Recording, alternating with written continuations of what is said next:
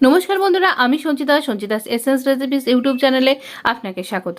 নিশ্চয়ই ভালো আছেন, সুস্থ আছেন এবং আনন্দে আছেন। রোজ একই রকমের মাছ খেয়ে খেয়ে আপনি যদি বোর হয়ে গিয়ে থাকেন, আমরা বাঙালিরা মাছ তো আমাদের দৈনন্দিন রোজকার পাতে পড়বে।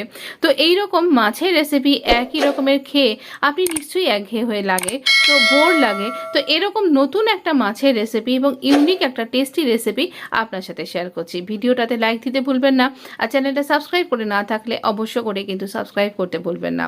এই গরমের দিনে বা এই বর্ষার মধ্যে যদি আপনার কোনো রকম অন্য রকম একটু খেতে ইচ্ছা করছে, একটু চটপটা ট্যাঙ্গি টেস্টের অথচ খুব সুস্বাদু, খুব হেলদি একটা রেসিপি, মাছের রেসিপি আপনি যদি ট্রাই করতে চান, তাহলে এই রেসিপিটা আপনার জন্য একদম পারফেক্ট বলবো।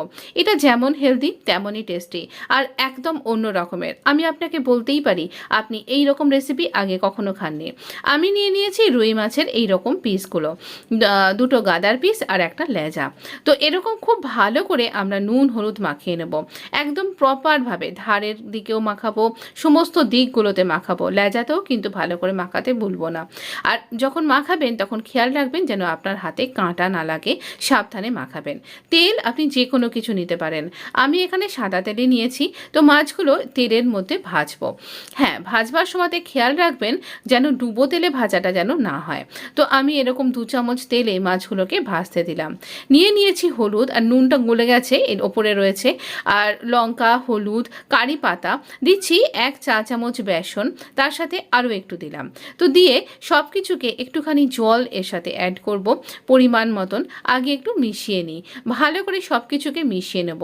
এই মিশ্রণটার মধ্যে যেন একটু লাম্পস না থাকে, সেটা আপনাকে খেয়াল রাখতেই হবে। তো দইয়ের সাথে যদি আপনি শুধু দই দেন আগে বা পরে, তাহলে দইটা ফেটেও যেতে পারে। আপনি যদি এই রকম মিক্স করে নিয়ে যদি দেন, তাহলে কিন্তু দইটা ফাটবেও না, আর অনবদ্য একটা টেস্ট আপনি পাবেন।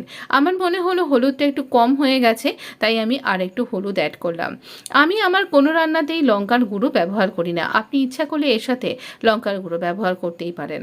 তো এখানে দেখুন আমি একটু জল দিলাম, আবারও আমরা খুব ভালো করে এটাকে মিশিয়ে নেব। আমাদের যেন একটুও লাম্পস না থাকে, সেটা কিন্তু খেয়াল রাখতেই হবে। একদম এইটুকুনি আপনার প্রিপারেশান, মাছকে ভাজা আর এইটুকুনি এটাকে মেশানো। আমি না 2টো লঙ্কাকে এভাবে ফাটিয়ে নিয়েছি, আর নিয়ে নিয়েছি কিছুটা কারি পাতা এক্সট্রা।